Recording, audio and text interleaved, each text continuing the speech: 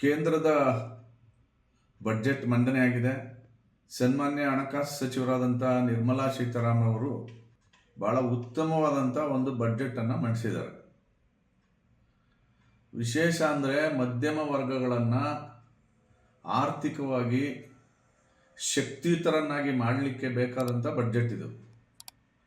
ಮಧ್ಯಮ ವರ್ಗ ಎಷ್ಟಿದೆ ಅಂತಂದರೆ, ಇತ್ತೀಚಿನ ವರದಿಗಳ ಪ್ರಕಾರ ಒಟ್ಟು ಜನಸಂಖ್ಯೆಯ 31%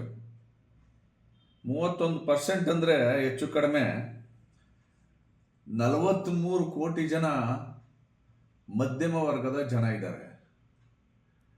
ಇವರೇನೆ ಇಡೀ ಎಕಾನಮಿಯ ಸರ್ಕಲನ್ನು ಟರ್ನ್ ಮಾಡುವಂಥ ಸಾಮರ್ಥ್ಯ ಇರೋರು.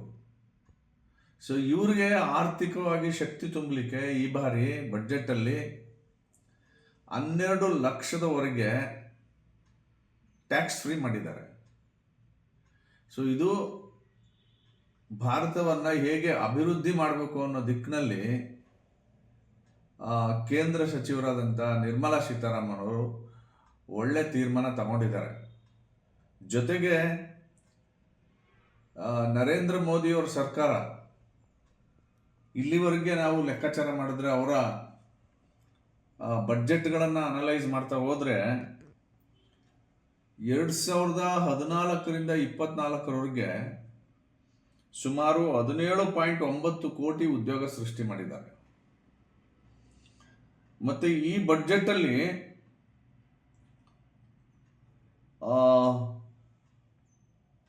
MSME ಸೆಕ್ಟರ್ಗೆ 1,50,000 ಅಂದು 1.5 ಲಕ್ಷ ಕೋಟಿ ಹಣವನ್ನು ಇನ್ವೆಸ್ಟ್ ಮಾಡಿದ್ದಾರೆ. ಇದರಿಂದ ಸುಮಾರು 7 ಕೋಟಿ ಉದ್ಯೋಗ ಸೃಷ್ಟಿಯಾಗುವಂಥ ಸಾಧ್ಯತೆಗಳಿದೆ. ಮತ್ತು ಈ ಸೆಕ್ಟರ್ನಲ್ಲಿ ವಿಶೇಷವಾಗಿ SC/STಗಳು ಮೊದಲನೇ ಬಾರಿಗೆ ಉದ್ಯಮ ಸ್ಟಾರ್ಟ್ ಮಾಡೋರಿಗೆ 2 ಕೋಟಿವರೆಗೂ ಸಾಲ ಸೌಲಭ್ಯ ದೊರಕಿಸ್ಕೊಡುವಂಥ ಒಂದು ವಿಶೇಷ ಯೋಜನೆಯನ್ನು ಜಾರಿಗೆ ತಂದಿದ್ದಾರೆ. ಮತ್ತು ಆರೋಗ್ಯ ಕ್ಷೇತ್ರದಲ್ಲಿ ಭಾಳ ದೊಡ್ಡ ರೆವಲ್ಯೂಷನ್ ಮಾಡಬೇಕು ಅಂತ ಹೇಳಿ ದೇಶದ ಎಲ್ಲ ಜಿಲ್ಲಾ ಆಸ್ಪತ್ರೆಗಳಲ್ಲಿ ಕ್ಯಾನ್ಸರ್ ಚಿಕಿತ್ಸಾ ವಿಭಾಗವನ್ನು ತೆರೆಯೋದಕ್ಕೆ ಪ್ಲಾನ್ ಮಾಡಿದ್ದಾರೆ. ಮತ್ತು ಕ್ಯಾನ್ಸರ್ಗೆ ಸಂಬಂಧಪಟ್ಟಂಥ 36 ಜೀವರಕ್ಷಕ ಔಷಧಿಗಳಿಗೆ ಟ್ಯಾಕ್ಸ್ ಫ್ರೀ ಮಾಡಿದ್ದಾರೆ. ಮತ್ತು ಆರೋಗ್ಯ ವಲಯವನ್ನು ಸ್ಟ್ರೆಂಥನ್ ಮಾಡಲಿಕ್ಕೆ ಈ ವರ್ಷ 10,000 ಹೆಚ್ಚುವರಿ ವೈದ್ಯಕೀಯ ಸೀಟ್ಗಳನ್ನು ಸೃಷ್ಟಿ ಮಾಡುವಂಥ ಗುರಿ ಇಟ್ಕೊಂಡಿದ್ದಾರೆ.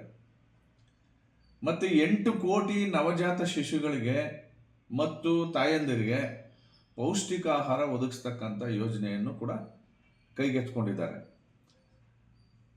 ಈ ಎಲ್ಲವನ್ನ ನೋಡಿದ್ರೆ ದೇಶದ ಶಿಕ್ಷಣ, ಆರೋಗ್ಯ, ಉದ್ಯೋಗ ಸೃಷ್ಟಿ ಇದರಲ್ಲೆಲ್ಲವೂ ಕೂಡ ಈ ಬಡ್ಜೆಟ್ಟು ಉತ್ತಮ ಸಾಧನೆ ಮಾಡಲಿಕ್ಕೆ ಒಂದು ವರ್ಷದಲ್ಲಿ ಸಾಧ್ಯ ಆಗುತ್ತೆ ಅಂತ ನಾನು ಅಂದ್ಕೊಂಡಿದ್ದೀನಿ. ಹಾಗಾಗಿ ಇದೊಂದು ಅತ್ಯುತ್ತಮವಾದಂಥ ಬಡ್ಜೆಟ್ ಅಂತ ಹೇಳಲಿಕ್ಕೆ ಬಯಸ್ತೇನೆ.